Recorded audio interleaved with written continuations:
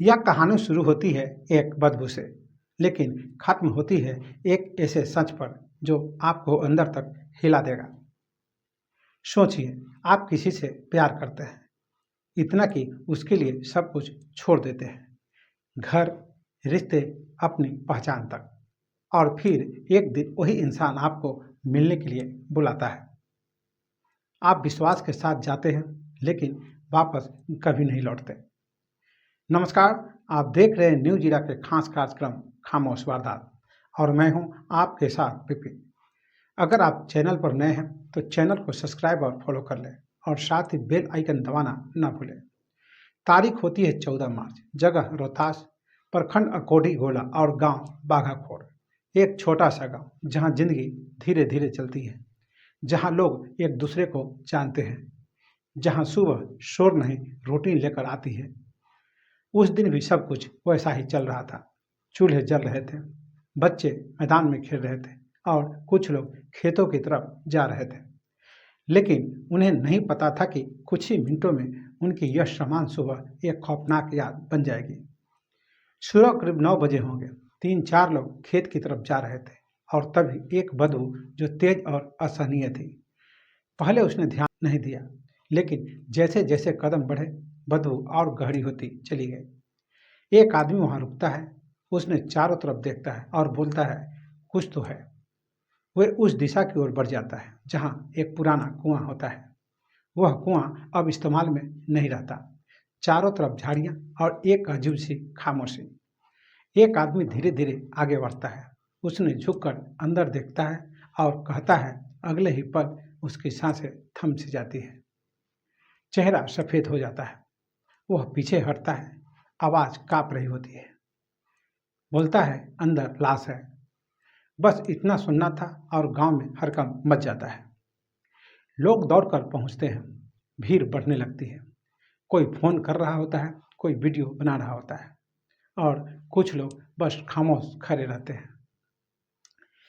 करीब 11 बजे पुलिस मौके पर पहुंचती है। कुएं से सबको बाहर निकाला जाता है और जैसे ही लोगों ने देखा, सन्नाटा छा जाता है, क्योंकि वह एक महिला की लाश थी। उम्र तकरीबन 25 से 30 साल। चेहरे पर डर का निशान, जैसे मरने से पहले वह सब कुछ समझ चुकी थी। हाथों में छुरियां टूटी हुई थी। शरीर पर गहरे घाव के निशान थे। एक पुलिस अधिकारी बोलता है, यह हत्या है। कुएं के पास पुआल पड़ा था, उस पर खून के निशान होते हैं। जमीन पर घसीटने के भी निशान पाए जाते हैं और संघर्ष के साफ संकेत। यह साफ था कि हत्या यहीं पर हुई थी। कुछ घंटों बाद महिला की पहचान भी हो जाती है। नाम होता है पायल यादव उर्फ पूनम देवी। वो गया की रहने वाली होती है, जो कि एक माँ होती है, एक पत्नी होती है, लेकिन पति से अलग रहती है। और यहीं से कहानी गहरी हो जाती है। पायल की जिंदगी आसान नहीं थी।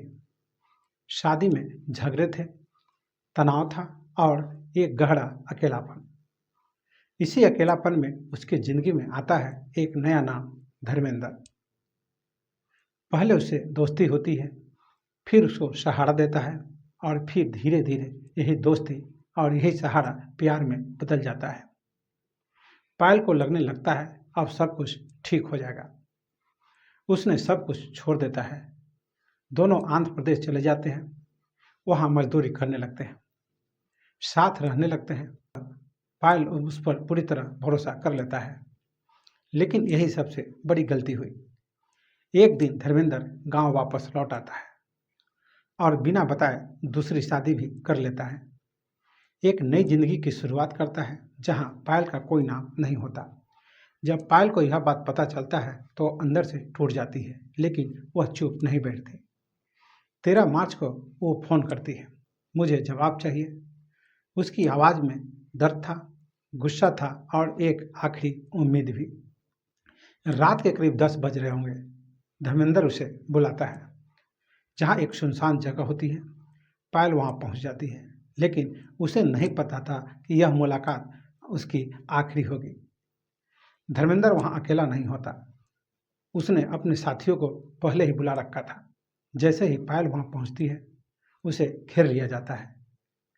सबसे पहले बहस शुरू होती है, फिर उसके बाद धक्का मुक्की शुरू होता है और फिर एक बार फाइल चीख उठती है, वहीं दूसरा बार और सब कुछ खत्म हो जाता है। उसके बाद सबको घसीटा जाता है, पुआल पर खून गिरता है, चूड़ियाँ टूट जाती है और कुएं में फेंक दिया जाता है। सोचा गया रात छुप जाएगा, लेकिन कहा जाता है सच कभी नहीं छुपता। कॉल डिटेल, लोकेशन, हर सबूत एक ही नाम की तरफ इशारा कर रहा था। वो नाम था धर्मेंद्र। पूछताछ में वह टूट जाता है। वह कहता है, मैं डर गया था, मैं रिश्ता छिपाना नहीं चाहता था। 5 आरोपी गिरफ्तार होते हैं, 2 अब भी फरार। एक बच्चा जो आज भी अपनी माँ का इंतजार कर रहा है, लेकिन अब वह कभी वापस नहीं लौटेगी। यह कहानी सिर्फ एक हत्या की नहीं है, यह भरोसे की मौत है। प्यार जब सच्चा होता है तो जिंदगी देता है, लेकिन जब झूठा होता है तो सब कुछ छीन भी लेता है। और अब सवाल, क्या प्यार अंधा होता है या हम अंधे हो जाते हैं? तो ये थी आज की खामोश वारदात। कल फिर मिलेंगे एक और नई सच्ची कहानी के साथ। तब तक आप सावधान रहें, सुरक्षित रहें और अपना ख्याल रखें। खामोश वारदात के साथ नमस्कार।